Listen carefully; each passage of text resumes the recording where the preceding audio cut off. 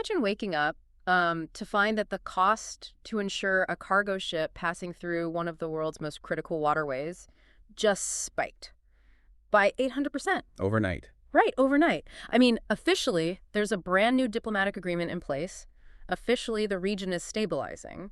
But those insurance premiums tell a very, very different story. They absolutely do. Today, we're looking at the vast disconnect between what's being signed in these, air-conditioned negotiating rooms and what's actually happening on the ground, and of course, what it means for the global economy. Good morning. You are joining us for a special briefing, the Middle East Crisis Update. The region of focus is the Middle East, and today's date is the 24th of June, 2026. And we're taking a very measured, objective look at the data today. We're looking at the established facts, no alarmism, just a clear-eyed analysis of the primary patterns impacting the local, national, and international levels over the past 2 weeks. Exactly. And this deep dive is sponsored by ProWave AI and generated by Stylo News. For a bit of context here, Stylo News is the consumer application of Stylo IntelOps. Right. Which is It's the software architecture designed specifically for enterprise operations across government, military, and international business sectors.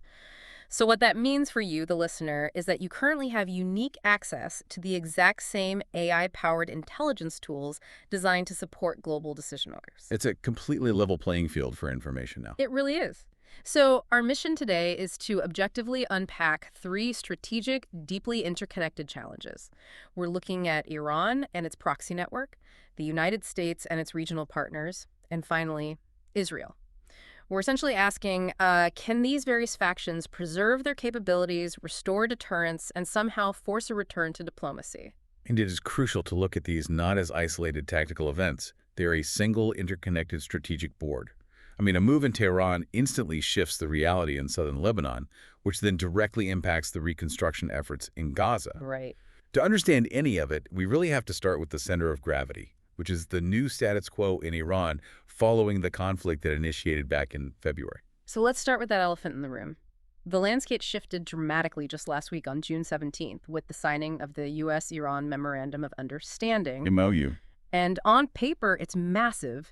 Existing sanctions are lifted, contentious nuclear issues are deferred, and a $300 billion reconstruction fund has been established. Which is a staggering amount of capital. It really is. And the Strait of Hormuz is back open, but under a new joint management structure between Iran and Oman, with Tehran actually actively limiting daily ship passage. Internally, power is fully consolidated under the new hardline supreme leader, Mojtaba Khamenei. Yes. So the regime looks rock solid.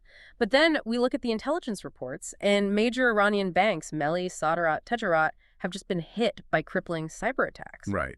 So why? If they just secured a massive diplomatic victory and $300 billion, wouldn't they be playing it incredibly safe right now? Well, you would think so, but the logic of regime survival in Tehran kind of dictates the opposite. The MOU's a victory, yes. It proved to their domestic base that their strategy of leveraging the Strait of Hormuz, along with their missile capabilities, actually yields international concessions. They got the money without giving up the missiles. Exactly. They secured the reconstruction fund without curbing that missile deterrent, which is central to their survival. But that $300 billion fund requires functioning financial arteries. Which is exactly what banks like Melli and Saderat represent. Precisely. So whoever launched those cyber attacks isn't just causing a nuisance. They're sending a message. They're sending a very specific message about the new money. They're saying, we can touch your newly unlocked funds. Wow, it's a calculated vulnerability test. Right. And the regime's internal stability, which is evidenced by an intact security apparatus and the total absence of any organized nationwide revolt right now, that actually gives Tehran the strategic patience to absorb a hit like that without immediately launching missiles in return. So they don't need to overreact. Exactly. They don't need to rally around the flag conventional war right now. If Tehran officially attributes those bank attacks to Israel or Western partners, an immediate, massive conventional strike from them is highly unlikely. It feels like a high-stakes game of shadow boxing. I mean, nobody wants to throw a knockout punch that starts a conventional boots-on-the-ground war, but everyone is throwing these calibrated jabs to test the boundaries of this new agreement. That's a great way to frame it. And in this specific ring, the gloves they are wearing are cyber capabilities, maritime coercion, and most importantly, proxy militias. The gray zone. Yes, this is the definition of gray zone warfare. It's conflict that stays just below the threshold of conventional war. Iran manages its direct deterrence through the Strait of Hormuz and cyberspace, but it projects its regional power through its proxies. Right, because they don't have to fight directly if they can activate a proxy to impose costs on their adversaries. Which brings us to a glaring contradiction, I think. If Iran is feeling so secure at home and they have this new economic lifeline, why risk it all by continuing to supply proxy forces that could accidentally drag them into a larger war? Wouldn't a direct show of force, or conversely, actual peaceful integration, cement their power even more? Well, direct force risks direct retaliation against Iranian soil, which threatens the regime entirely. Peaceful integration, on the other hand, requires dismantling the ideological core of the axis of resistance, which also threatens the regime's domestic legitimacy. So they're stuck in the middle. The gray zone is their Goldilocks strategy. It keeps adversaries off balance without inviting regime-ending strikes. And we're seeing the global ripples of this gray zone strategy far beyond the Middle East. I mean, just look at the environmental and security fallout from the recent drone attacks in the Russian port city of Tarapps. Yes, the Black Sea impact. Exactly. It gotten to the point where Russia is now actively pushing for BRICS security cooperation just to manage these regional crises. But the most volatile manifestation of this proxy strategy is happening right now on Israel's northern border with Lebanon. The Lebanon front is currently the most acute flashpoint for potential conventional escalation. Since the military confrontation intensified heavily in March of this year, the human cost has been, well, it's been staggering. Yeah. We're looking at over 4,000 deaths and massive civilian displacement across southern Lebanon. And the diplomatic maneuvers to resolve this are moving on two completely conflicting tracks. And this is where the geopolitics gets incredibly fractured. On one track, you have U.S.-mediated talks happening right now in Washington. The goal there is to establish pilot zones in southern Lebanon where the Lebanese armed forces would step in to replace withdrawing Israeli troops. Sounds straightforward enough on paper. Right, on paper. But on the parallel track, Iran has set up a deconfliction cell in Geneva. This cell includes the United States, Lebanon, Qatar, and Pakistan, but it explicitly excludes Israel. Now, I have to push back on this. Setting up a deconfliction cell to solve a border crisis while entirely excluding one side of the border is like, it's like a city forming a fire safety committee to put out a blaze, but intentionally locking the owner of the burning building out of the room. Yeah. I mean, how did that achieve anything? Well, to borrow your analogy, while the owner is locked out, the committee is inside arguing over who gets to control the water supply. Right. Iran's exclusion of Israel isn't some diplomatic oversight. It is a calculated strategic maneuver. By keeping Israel out of the Geneva dialogue, Tehran ensures the focus remains entirely on restraining Israeli military action, rather than addressing Israel's core security demand. Which is the disarmament of Hezbollah. Exactly. It safeguards Hezbollah's military capabilities and maintains Iran's leverage over the entire Mediterranean corridor. So let's look at the decision makers who are essentially trapped in this deadlock. Lebanese President Joseph Aoun wants a full Israeli withdrawal and the restoration of Lebanese state sovereignty. That's his mandate. However, Hezbollah's Deputy Secretary General, named Qasem, categorically refuses to disarm. On the other side, Israeli leaders, including Prime Minister Benjamin Netanyahu and Foreign Minister Gideon Sa'ar, maintain they will continue military strikes until the Hezbollah threat on their northern border is fully neutralized. A total impasse. Right. So how can the fragile Lebanese government possibly enforce any peace agreement brokered by the U.S. and Washington if Hezbollah fundamentally rejects the core premise of pulling back from the Litani River? The short answer is they cannot.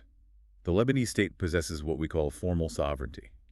They can sit at the negotiating table in Washington, but they lack coercive sovereignty. But there's a muscle. Exactly. They do not have the internal military leverage to force Hezbollah to disarm or pull back without triggering a devastating civil war. This creates a massive risk of miscalculation. You have diplomacy happening at the strategic level in these air-conditioned rooms, operating on the assumption that the Lebanese armed forces can somehow control the South. Well, the reality on the ground is totally different. Meanwhile, tactical, kinetic violence continues daily on the ground because Hezbollah operates independently of state control. It is an environment of managed instability. Managed instability, that's a really chilling phrase. And we have to consider the vulnerability of neighboring states trapped in this blast radius, too. Look at Jordan. Right. The intelligence estimate shows no immediate, organized internal threat to the Jordanian government today. However, They remain in a state of high vigilance. Their geography places them directly adjacent to this instability. Jordan essentially serves as the regional barometer for spillover. They have a massive Palestinian population, a long border with Israel, and they sit squarely in the flight path of any projectiles exchanged between Iran and Israel. Yeah, they're right in the middle. A failure in the U.S. de-escalation efforts or a rapid expansion of the Lebanon conflict would immediately elevate the threat posture in Amman. They are highly exposed to the consequences of other nations' gray zone tactics. And the really frustrating part of this analysis is that this specific deadlock, the inability of a state to enforce the disarmament of a local militia, it isn't unique to Lebanon. We're seeing the exact same structural hurdle stalling the international reconstruction efforts hundreds of miles to the south, in the Gaza Strip. The dynamics are practically mirrored there. They really are. Following nearly 3 years of conflict, post-war reconstruction in Gaza is effectively stalled. Today, June 24, the U.S.-led Board of Peace, which is a multilateral effort endorsed by 28 countries, and the UN is meeting in Cyprus. Right. Their goal is to recalibrate their efforts, but the primary obstacle remains governance. Specifically, the National Committee for the Administration of Gaza, or the NCR. This is the body designed to replace Hamas, actually govern the territory, and manage reconstruction. But currently, they are physically unable to enter and govern Gaza. It's like having a world-class symphony orchestra sitting in the wings. They're fully tuned, they have the sheet music, they are absolutely ready to play, but they cannot take the stage, because the stagehands are heavily armed and actively fighting over who actually owns the theater. That's spot on. And to take that orchestra analogy a step further, one group of those armed stagehands is secretly receiving diplomatic and financial backing from a rival theater across town. Wow, right. The lines here are entirely rigid. Hamas refuses to disarm until Israel fully complies with the October 2024 ceasefire terms, which mandate troop withdrawals. Israel insists on the complete eradication of Hamas as a prerequisite for any lasting peace or reconstruction. And Iran is obviously not sitting on the sidelines here. Not at all. Iranian Foreign Minister Abbas Araghchi has been actively engaging in diplomatic talks with Hamas officials. Okay, so if the U.S. is pushing for this governance transition, but Iran is actively reinforcing Hamas diplomatically, what's the point of this Board of Peace meeting in Cyprus? Is it likely to yield any actionable on-the-ground results, or is this just a photo op to make 28 countries feel like they're doing something? Well, based on the underlying intelligence, the Cyprus meeting leans heavily toward the symbolic right now. It serves primarily to maintain the multilateral framework. Keep the conversation going, at least. Right. The international perspectives here reveal deep divisions about how to proceed.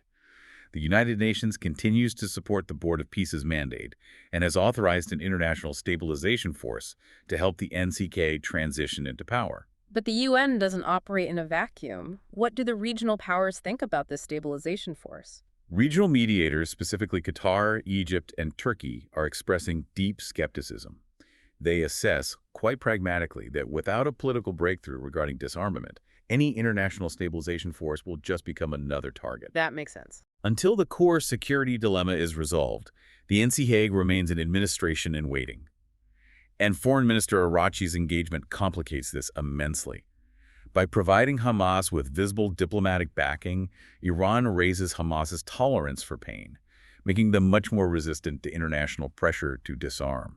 We spent a lot of time talking about the chess moves of diplomats and generals, but to truly understand the constraints these decision makers are under, we have to look at the public pulse. Absolutely. Governments, even authoritarian ones, cannot operate entirely independently of public sentiment forever. We utilize Stylo News's social media sentiment analysis to gauge how the global public is reacting to these shifts right now. And the digital environment is really revealing. It acts as a real-time validation or sometimes a stark contradiction of the official intelligence reports. Right. What did the data show regarding the Gulf? Well, looking at the Iran and Gulf region, the official narrative is one of stability and victory following the Mao. But on the X platform, there is heavy real-time criticism of the Islamic Revolutionary Guard Corps. Yes, users are documenting severe real-world shipping chaos in the Strait of Hormuz. That's where we saw those reports that maritime insurance costs have spiked to 8 times the normal rate. And, if you're a listener wondering why you should care about maritime insurance in a strait halfway across the world, Think about the price of electronics, energy, and basic goods on your shelves next month. It trickles down to everything. Exactly. That eightfold increase is a tangible global tax imposed by Iran's gray zone management of the strait. And it directly contradicts Tehran's narrative of a fully stabilized, peaceful waterway. It places immense pressure on Western governments to act because their consumers are the ones absorbing the cost of that instability. What is the sentiment regarding the Northern Front? For Lebanon and Israel, the digital landscape is highly polarized, as you might expect. There is prevalent, strong anti-Israel sentiment and deep, highly visible empathy for the suffering of Lebanese civilians. The displacement is massive. The displacement is a huge focal point online. However, alongside that, there is also a sharp, notable increase in criticism directed internally at Hezbollah. Lebanese users are explicitly calling them out for embedding military operations within civilian infrastructure and dragging the country into a ruinous war without a state mandate. That internal criticism is crucial to watch. It highlights the limits of Hezbollah's domestic legitimacy. When the civilian infrastructure collapses, the narrative of being the protector of Lebanon completely shatters. Yeah. And what about Gaza? Regarding Gaza, the prevailing sentiment across almost all demographics is absolute exhaustion. Users are profoundly alarmed by the reported death toll, which currently stands at 73,000. A tragedy on a massive scale. Truly. But interestingly, there is also deep skepticism directed toward Iranian diplomacy. Many users across the Arab world view Tehran's public statements and their meetings with Hamas as manipulative, face-saving propaganda rather than genuine peacemaking. They see Iran fighting to the last Palestinian or the last Lebanese without risking their own borders. Synthesizing this data across all factions and regions, the primary unifying sentiment is a demand for de-escalation. There is a broad, common exhaustion with the persistent state of conflict. People are just tired. They are. The public tolerance for prolonged attritional warfare, this so-called managed instability, is eroding globally. People are demanding accountability from both state and non-state actors and an end to the severe impacts on civilian populations. As we bring this briefing to a close, let's distill all of this. We have Iran securing funds but facing cyber blowback. We have Lebanon trapped between Israeli military action and an armed militia that won't disarm. And we have Gaza's reconstruction frozen in that exact same dynamic. What are the critical indicators our listeners should be watching for in the coming weeks to see which way this tips? 3 events really stand out as most likely to shape the immediate future. First, keep a close watch on the upcoming Israeli elections. A shift in internal political dynamics there could significantly alter Israel's military strategies and their tolerance for these prolonged engagements in both Lebanon and Gaza. Second, monitor the scheduled second round of U.S. Iran negotiations, which are expected to occur within the next 60 days. To see if the milieu actually holds up. Exactly. Those talks will test the actual durability of this recent Memorandum of Understanding, especially regarding maritime freedom. Finally, remain vigilant regarding gray zone cyber disruptions. As we noted with the Iranian banking sector, cyber operations are the most likely vector for immediate, calibrated retaliation. They offer a way to strike without leaving a definitive footprint. It's a fascinating and honestly somewhat terrifying evolution of statecraft, which brings us to a final thought to ponder as we close this deep dive. We are watching major global powers increasingly rely on proxy forces, economic coercion, and cyber attacks to achieve their strategic goals rather than direct confrontation. As this gray zone warfare becomes the accepted norm, are we witnessing the end of traditional declarations of war? As we replace the concept of clear victory and defeat with a permanent global state of managed instability? It is a profound shift in the nature of human conflict, and one that requires continuous, objective analysis to navigate safely. Which is exactly why tools like Stylo News are essential. The intelligence and sentiment analysis we debated and briefed you on today was synthesized from over 250 global sources using the Stylo News AI engine. It's an incredibly powerful resource. It is. We've talked a lot about decision makers today, but if you want to track these complex global events yourself, you have access to the exact same caliber of tools. You can go to www.stylonews.com to download the mobile or computer app. From there, you can customize your own personal AI-powered intelligence briefs, drawing directly from hundreds of traditional news sources and real-time social media on X. It cuts through the noise and gives you the objective baseline. It provides the vital clarity required when operating in such a highly complex information environment. Stepping out of the anchor desk for a moment, thank you so much for joining us for this briefing. We know your time is valuable, and we genuinely appreciate you spending it with us as we unpack these massive global shifts. Yes, thank you for listening. We want this show to serve your curiosity, so we'd love to hear what you want us to cover next. Please feel free to request topics for future deep dives, and don't forget to follow Stylo News on your favorite social media platforms to keep the conversation going. We leave you with that thought on managed instability. Until next time, stay curious and stay informed.